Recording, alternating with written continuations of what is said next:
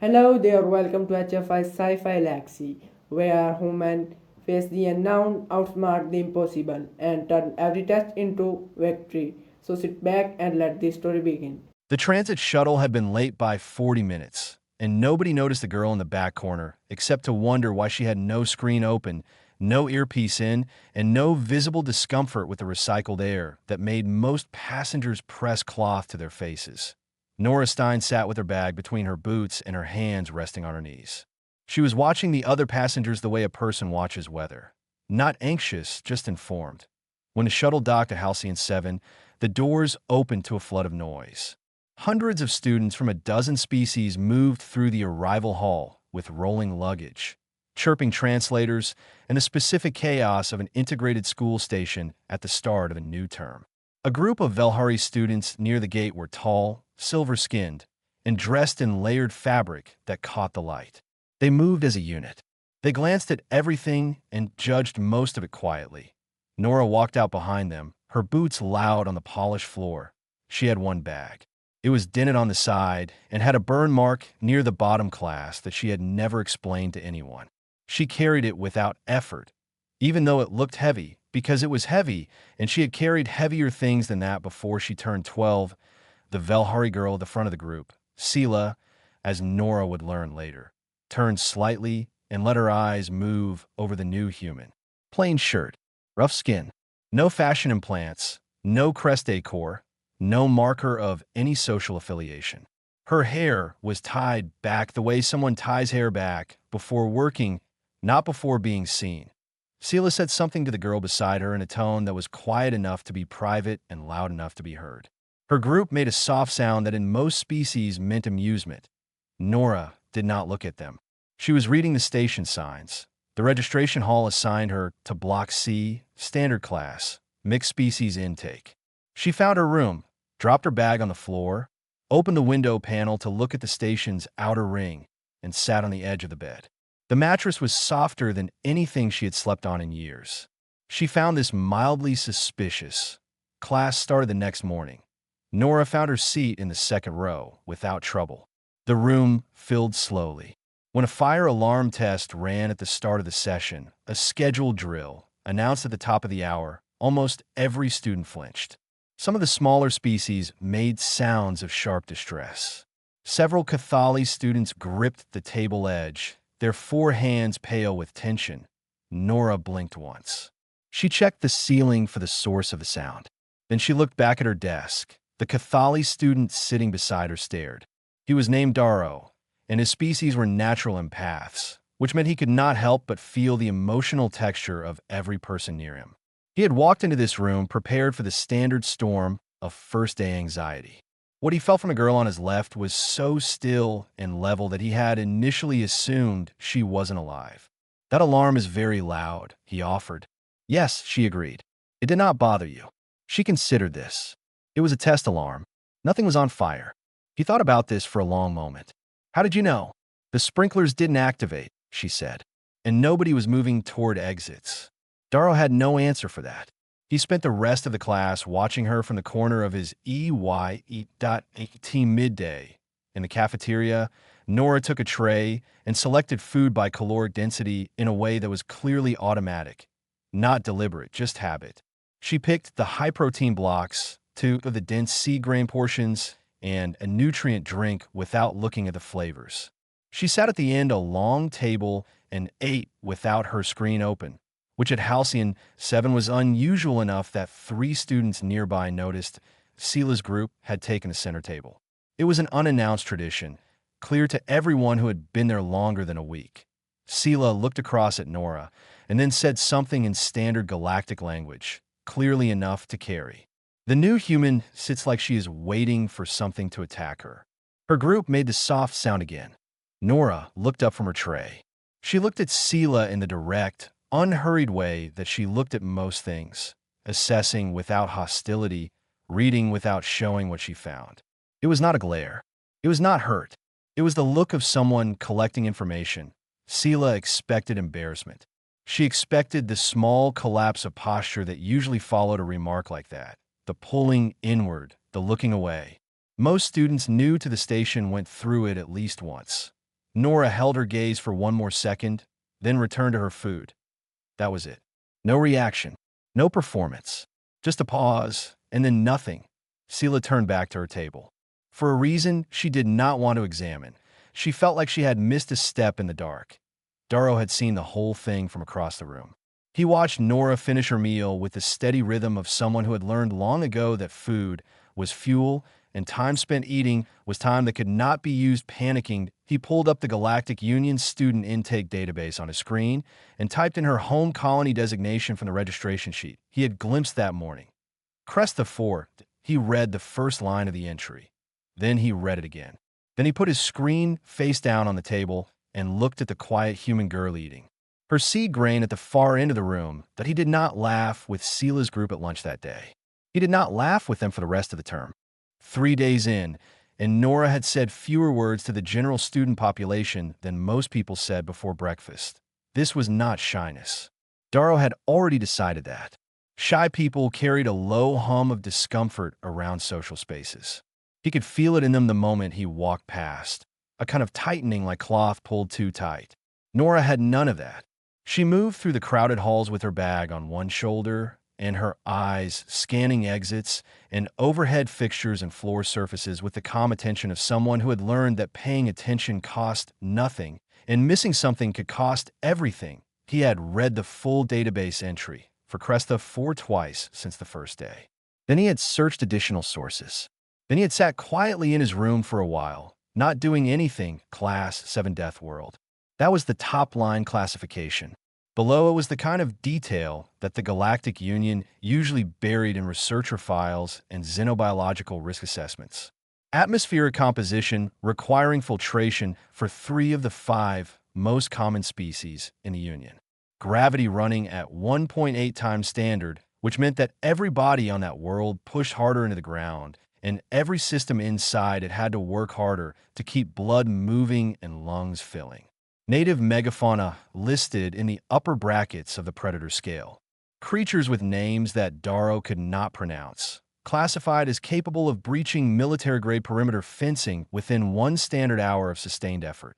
The human colony survival rate past age 10 was 61%. 61. Darrow had looked at Nora the next morning in class and tried to do the math quietly in his head. For every 10 children born into that colony, roughly 4 did not make it to her age. And the ones who did make it were the ones who had learned, year by year and scar by scar, what surviving on a death world actually required. He wanted to ask her about it. He was not sure how to start. The problem was that Sela's group had not lost interest. If anything, Nora's complete absence of reaction had made it worse, in the way that ignoring a fire sometimes made people want to pour something on it just to see if it would finally catch. The remarks had moved from passing comments to something more deliberate. In the corridor before the afternoon session, Sela had imitated Nora's flat way of speaking to make her group laugh. Nora had walked past them without turning her head, but on the 4th day, Sela did something more specific. The lockers in Block C had a standard panel lock with a ventilation slot at the top. It was meant for air circulation, nothing more. Sela had obtained a small Starthorn gas pod from a 3rd-year student who had bought it as a prank device on a previous station visit. Starthorn gas was not dangerous. It was not even regulated in most systems. What it did was trigger an immediate panic response in the nervous systems of most Union species. A sharp, chemical signal that hit the limbic process and said, in no uncertain terms, that something was very wrong. The reaction lasted about 40 seconds and left the subject flushed, breathing hard, and embarrassed. Sela slipped it through the ventilation slot before morning class. She and 3 others waited in the corridor with their screens raised, cameras ready, positioned to look like they were just standing around. Nora came around the corner at the regular time, not fast and not slow. She reached the locker, pressed the panel, and pulled the door open. The pod cracked. The gas released in a thin, colorless cloud. Nora's nose moved. She stopped. She stood there with the locker door open and her hand on the latch, and she breathed in very carefully through her nose, the way a person does when they're trying to identify something. Then she breathed out. Then she closed the locker door, turned around, and walked to the maintenance station at the end of the hall. She pressed the service panel and said, in an even voice that there was a chemical irregularity in Block C Locker Section 4, and that someone should probably check the ventilation integrity. Then she went to class in gasping. No red face, no stumbling, no 40 seconds of visible panic in front of a camera. Sela stood in the corridor with her screen still raised and her recording running and nothing in the frame except an empty hallway and a closed locker. In class that afternoon, Darrow finally said what he had been working up to since the first day. "I looked up your home colony," he said quietly, while the instructor was writing on the board. Nora turned her head to look at him. "Cresta 4, he said. "I read the full entry." She did not answer right away. She looked at him with that same measuring look she gave most things, deciding he had started to realize not whether to trust him, but how much information was actually useful to share. "Okay," she said. "That is a Class 7 classification." "Yes. You grew up there. Until I was 15. Darrow thought about all the follow-up questions lined up in his head. He picked the simplest one. "And you were fine?" Nora looked at him for a moment. Then she turned back to the board. "I'm here, aren't I?" She said that IT was not a question. It was a full answer.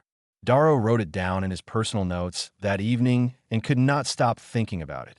Across the room, Sela had said nothing since the morning. She had deleted the recording. She was looking at Nora's back and trying to understand what, exactly, she had been mocking.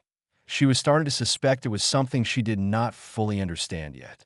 The physical assessment was held once per term on the open training deck, a wide space on the station's middle ring where the gravity plating could be calibrated by section.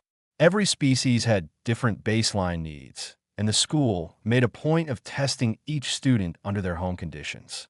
It was meant to be fair. It was meant to measure natural capability without penalizing anyone for their biology. Instructor Pollen ran the assessments that he was Velhari, senior faculty. He had been at Halcyon 7 for 11 years and had, in that time, developed a set of quiet opinions about the various species that passed through his station. He kept these opinions to himself in most situations. He expressed them in smaller ways instead. In the order he called names, in the attention he gave or didn't give, in the small administrative choices that most students never thought to question.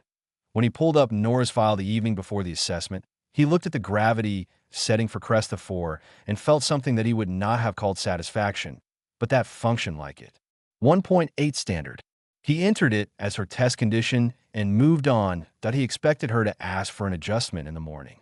Most humans who had left high-gravity worlds took the lower setting when offered. He planned to make note of the request in a way that would follow her.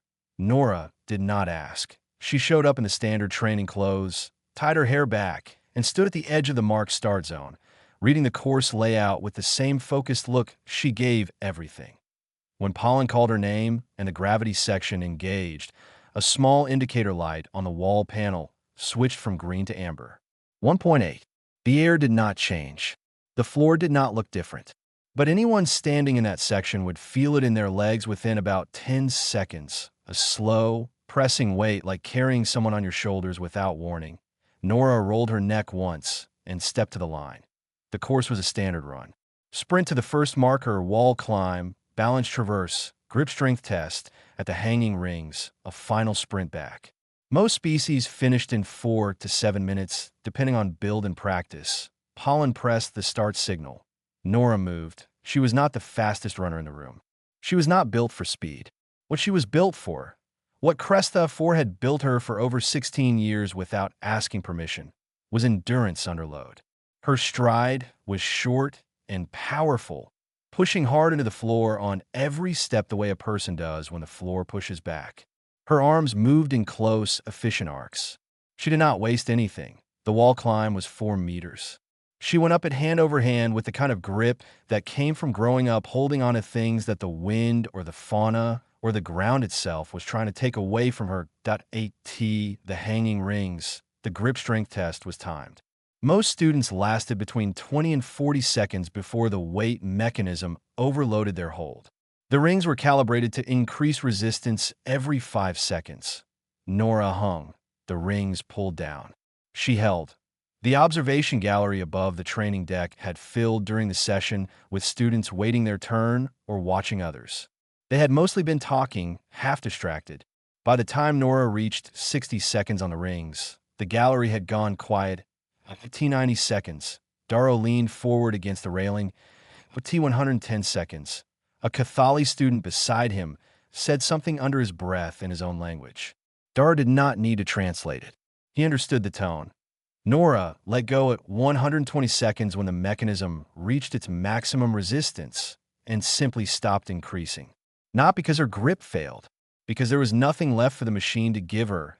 She dropped to the floor, shook her hands out once, and ran the final sprint. She crossed the finish marker. She was slightly out of breath. Not significantly. The way someone is winded after taking stairs quickly, not the way someone is winded after a rescue. Pollen was looking at the gravity panel. He was looking at it the way a person looks at something they want to be wrong about. The amber indicator was still lit. 1.8. Unchanged. He had not touched it. He had fully expected to need to offer her a rest period before the rings. He said nothing to I in the gallery. The students who had been watching were still quiet. Sela was at the far end of the railing with her hand resting on it, and no expression that she was willing to show anyone. After the session, Darrow fell in a step beside Nora in the corridor. The gravity's setting, he said. Pollen set it to your home conditions. I know. Shisetti looked at her. You noticed? Yes. And you did not say anything. Nora considered the corridor ahead of them. It would not have helped to say something, she said. And I wanted to finish the course. Darrow was quiet for a few steps. Then he asked the question he had been building toward for days. Were you ever afraid? Back on Cresta? Genuinely afraid? She did not answer right away. They walked. The noise of the station moved around them. Every day, she said finally. Every single day. She looked at the middle distance, not at him. That is how you learn not to show it. You feel it enough times and you stop letting it drive. It becomes something you carry instead of something that carries you. Darrow thought about that for the rest of the afternoon. He thought about it that evening. He thought about what it meant that a person could live inside fear long enough to become its keeper instead of its passenger. He thought he was beginning to understand Nora Stein. He was not sure yet, but he was beginning. The stargazing bay on Halcyon 7 was not a popular spot on weekday evenings. It was small, the seats were hard, and the view was technically just a projection mapped to the outer hull feed. But the projection was accurate and updated in real time, which meant you could sit in it and feel, in a distant way, like you were actually somewhere instead of inside a sealed metal station orbiting a mid-range star. Nora had found it in her first week. She came there after dinner when she did not want to sit in the common room with the noise. Darrow found her there one evening with 2 warm cups from the hall dispenser. He held one out. She took it without making a deal of it. They sat for a while without talking, which had become, over the past 2 weeks, a reasonable way for the two of them to be together. Then Darrow asked her about the Hollow season. He had read about it in a secondary source on Cresta IV's colonial history, a researcher's note buried in an ecological file about megafauna migration patterns. The term had stayed in his head because of the way it was written, not with alarm, just with the careful language of someone describing a thing that had become routine, which he found more disturbing than alarm would have been. Nora looked at her cup. Who wrote that article? A xenobiologist. She visited the colony for a study period. She stayed for 2 weeks, Nora said. In summer. Outside the migration window. She said it without judgment, just placing the fact. What happens during the hollow season? Nora settled back in her chair and looked at the projection. The stars were steady and unhurried. The ridge herds move south when the temperature drops, she said. They follow the thermal lines through the lowland passes, and those passes run right alongside the colony perimeter. The herd is not aggressive by nature, but the things that follow the herd are. She paused. The colony goes underground for the duration, usually 3 to 4 weeks, depending on the year. When I was 9, it ran long. We were down for 19 days. Darrow thought about 19 days underground. He thought about being 9 years old. How many people, he asked. Our sector shelter held about 40. Families, mostly. Some workers who didn't make it back to their own sections before the gates sealed. She turned the cup in her hands. The filtration seal on our section started to fail on day 11. Bad gasket. The seal kept the atmosphere from getting into the shelter. If it went, we had maybe 6 hours of breathable air in the stored tanks. What did you do? Fixed it, she said simply. I was small enough to get into the access panel. My father talked me through the repair. We used a cut section of someone's boot lining and the clamp off a water pipe. She looked at the stars. It held. Darrow sat with this quietly. He did not know what to say, so he said the honest thing. That is terrifying. It was, she agreed. But the children were scared, and if they panicked, they would use the air faster. So I stayed calm while I worked. Not because I was brave, because it was useful. He looked at her. She was not performing anything. She was not being modest or seeking a response. She was describing a problem she had solved the same way she might describe fixing a loose panel on a desk. There is a scar on your arm, he said carefully. He had noticed it weeks ago, a pale line along the inside of her right forearm, about the length of his finger. She turned her arm slightly, so he could see it better. Ridge crawler. I was 7. They come up under the fence line, sometimes in spring when the ground warms. She touched it briefly. They're not aggressive. They're just hungry, and the colony smells like food. You learn to move slowly around them, not to run. Running tells them you are prey. She put her arm down. I moved too quickly that time. It was a learning experience. Darrow stared at her. You were 7. Yes. And your reaction to the animal that scarred you is to say it is not aggressive. It was not, she said. I startled it. That was my fault. Darrow put his cup down. He pressed 4 of his hands flat on his knees, which was a Catholic gesture for processing something large. Nora noticed and almost smiled. I am not telling you these things to impress you, she said. They are just what happened. I know, he said. That is the part 1 in processing. A few days later, Sela came to Nora directly, not in front of her group, in the corridor between afternoon classes, with just the 2 of them, and her voice stripped of its usual performance. Why do you just sit there, she said. When we say things, you never react. You never do anything. Nora looked at her. Because you're not dangerous, she said. Sela blinked. That is, I am not trying to insult you, Nora said. I mean it simply. I have been in situations where a wrong reaction could have hurt people. You saying something unkind in a hallway is not one of those situations. It does not require a response. Sela stood there. She had prepared for several things Nora might say. She had not prepared for that. You make it sound like we are nothing, she said, and there was something raw in it, something honest. No, Nora said. She sounded tired in a way that had nothing to do with sleep. I make it sound like I grew up somewhere that taught me what nothing actually looks like. You are not nothing. You are just not a reason to panic. She moved past Sela and went to class. Sela stood in the corridor for a long moment. Then she walked the other way. She did not go to lunch with her group that day. She went to the library terminal. She typed in Cresta forward as she read it for the first time. The containment breach alarm was different from the fire drill. Nora knew it immediately. The fire drill alarm had been a single tone, steady and repeating. This one was a 2-pitch rotation, and it was not coming from the standard speaker positions. It was coming from the station-wide emergency band, which meant something had triggered the central operations override, and the central operations override did not activate for scheduled tests. She was in the maintenance corridor on the lower ring, heading back from the supply station where she had borrowed a calibration tool to fix the ventilation clip on her room's air panel. It was a small errand. She had been gone from Block C for 12 minutes. The lockdown gate dropped 30 seconds after the alarm started. IT came down between her and the main block access, a solid panel of reinforced composite that she could not move and would not try to. Around her, the corridor was empty.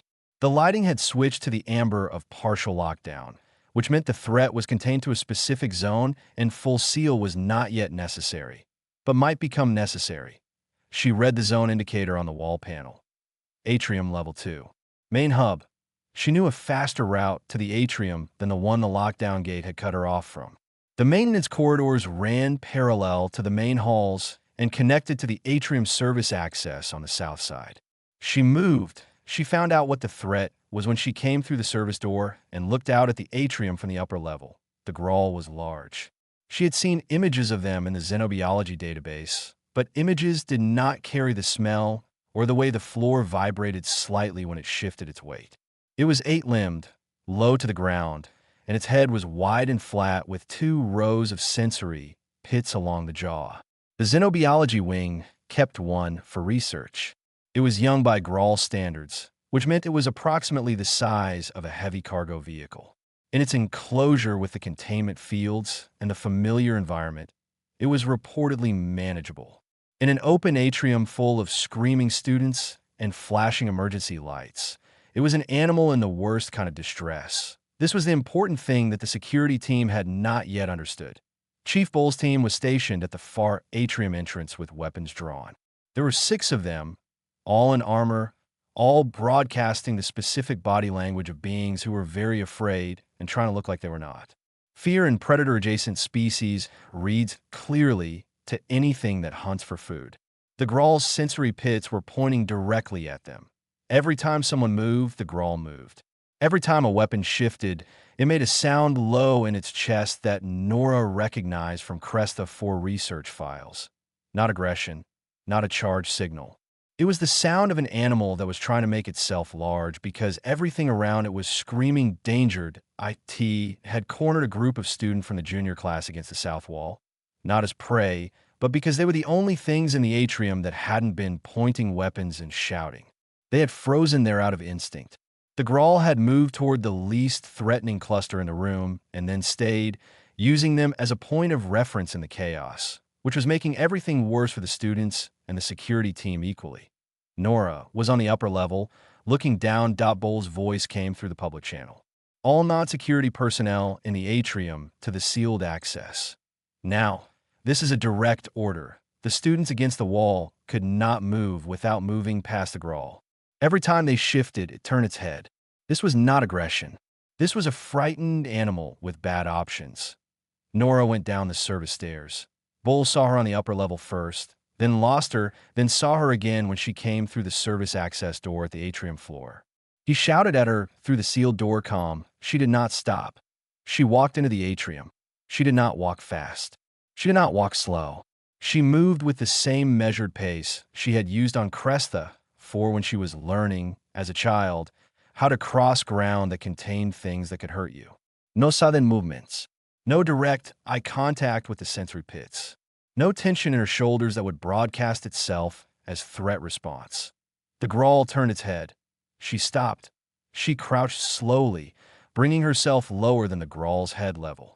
Small. Not running. Not posturing. Just present. She made a sound. It was not a word. She had learned the frequency range years ago from a recording of ridge-crawler pacification techniques, and she had practiced it without knowing why, the way some people practice skills they will not need for years and then suddenly need completely. It was a low, rolling tone at the back of the throat, not loud, in but the Grawl's sensory pits. The Grawl's head shifted. IKT stopped making the chest sound in the sealed doorway. Bull had stopped shouting. He was watching through the reinforced panel with his hand still on the comm switch and nothing coming out. Nora waited. She held her hand out to the side, palm up, not reaching toward the Grawl, just opening the space between them, offering a kind of stillness. The Grawl lowered its head slightly. Its sensory pits worked over her, reading her the way these animals read everything, not just smell, but heat, pulse, electrical output. It was reading whether she was a threat. Her pulse was elevated. She was not made of stone, but it was the pulse of someone managing, not panicking. The Grawl knew the difference. IT took one step toward her. Then it stopped. Then it settled, bringing its weight back onto its rear limbs, its head still low, watching her. Move to the door on your left, Nora said to the students against the wall. Slowly. Do not run. They moved point one by one. Against every instinct they had, they walked slowly along the south wall to the access door and out. The Grawl watched Nora. She watched the Grawl. She stayed crouched and still until every student was through and the door was sealed behind them. Then she waited for the containment team to come with the sedation equipment. They arrived 4 minutes later. She stood and moved back without rushing. The team deployed the sedation field, and the Grawl went down with a heavy, slow collapse of an animal finally allowed to rest. Nora walked to the main atrium door. She pressed the release. It opened. Bull was on the other side. He looked at her. He looked at the Grawl, unconscious on the atrium floor. He looked back at her. "Are the students okay?" she asked. He stared at her for another second. Then he said, in a voice that was not entirely steady, that yes, the students were okay. "Good," she said. She brushed her knees off. She was still holding the calibration tool from the supply station. She had never put it down. She walked back to her room to fix her ventilation clip. Headmaster Ryun had been running integrated schools for 22 years. He had seen disputes between species over table seating. He had seen students hospitalized from homesickness. He had once dealt with a diplomatic incident caused by a misunderstanding about the cultural meaning of a specific handshake. He thought he had a complete catalog of the things that could happen in his station. He called Nora into his office the morning after the incident. She sat across from his desk with her bag set on the floor beside her chair and her hands on her knees. She did not fidget. She did not look around at the room. She looked at him and waited. He had spent the night reviewing the atrium footage. He had watched it 4 times. "I need to understand something," he said. "Walk me through what you were thinking." She considered the question. The Grawl was overstimulated. The security team's fear response was making it worse. The students against the wall were not in danger from aggression. The animal was using them as an anchor because they were the calmest things in the room. But the longer the situation ran, the more likely someone would make a sudden movement and change that. She paused. "I knew how to address an overstimulated predator." The students did not have time to wait for someone else who also knew. Ryun folded his hands on the desk. "You had no weapon. A weapon would have made it worse. You could have been killed." She looked at him with the patient expression of someone who had done this calculation already, privately, before acting. "I was more likely to be killed by inaction than by approach," she said. The animal was not charging. It was hiding. Those are different problems with different solutions. He was quiet for a moment. Then he said, "Where did you learn to produce that sound?" "A recording. Cresta 4 Research Archive. Ridge crawler pacification studies from the early colony period." She looked at her hands briefly. "I practiced it sometimes. I did not have a specific reason. I just did not like the idea of not knowing how." Ryun looked at her for a long time. He thought about what kind of person practiced predator pacification techniques in their spare time without a specific reason. He thought about what world would produce that kind of habit as simply ordinary. "There will be a commendation from the station council," he said. "I want you to know that it is not a formality. What you did took," he stopped. He was having trouble selecting the right word. Courage was not quite accurate. Skill was closer, but incomplete. "It is fine," Nora said, with the ease of someone waving off a compliment they have already filed away as unnecessary information. He almost smiled. Almost. Instructor Pollen was not at the commendation ceremony 3 days later. He had been reassigned to administrative duties pending a review of his assessment conduct. The reassignment had been recommended quietly by Ryun with no announcement. Nora did not ask about it. She had not expected anything and was not waiting for justice from the school. The world she had grown up on had not offered justice. It had offered outcomes, and outcomes were enough. The ceremony was small. A few staff, some students who had been in the atrium. The junior class students were there with their parents, and 2 of them gave her drawings they had made. One showed a large dark animal and a small figure crouching in front of it.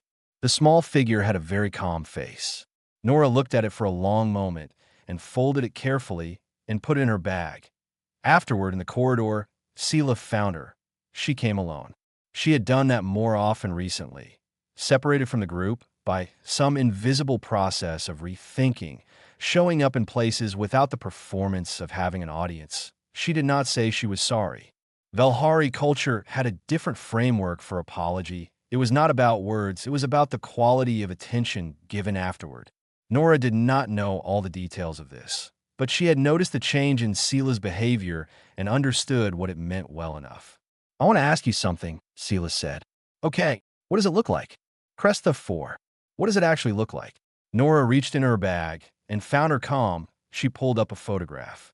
She turned it towards Sela. The image was taken from outside a colony building, looking up and out.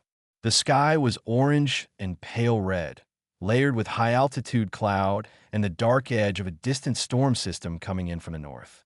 The ridgeline in the background was broken and jagged and very high. The kind of geology that happens when a planet does not apologize for what it is.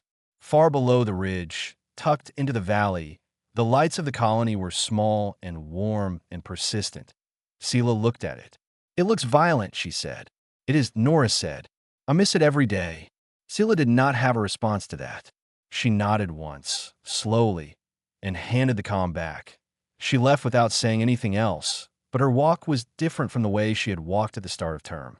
Less performance in it. Less audience-facing. Just a person going somewhere. That evening, Darrow found Nora in the stargazing bay. He sat down beside her, and they were quiet for a while, which was still the most natural way they had found to be in the same place. "You are the strangest person I have ever met," he said eventually. She considered this. "Probably. Also the most frightening." "That seems fair."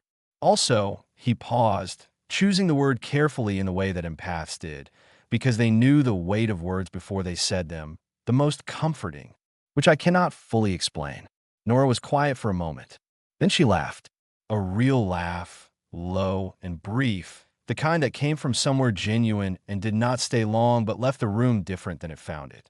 Darrow had not heard it before. He found that he liked it considerably. They sat in the stargazing bay until the evening session lights dimmed. Nora looked at the projection of the stars. She found the approximate direction of Cresta 4. She had memorized the bearing from the station's position and rested her eyes there. She was quiet. She had always been quiet. The other students had spent weeks trying to read that quiet as emptiness, as weakness, as someone who had nothing behind her eyes worth paying attention to. They had wanted to be simple, but it was not emptiness. It never had been that IT was the silence of a person who had grown up on a world that tested everything it touched and kept only what survived. A world that had taken her fear and her exhaustion and her childhood winters underground, and had given her back something that did not have a good word in most galactic languages. Not toughness, not bravery. Those were too simple.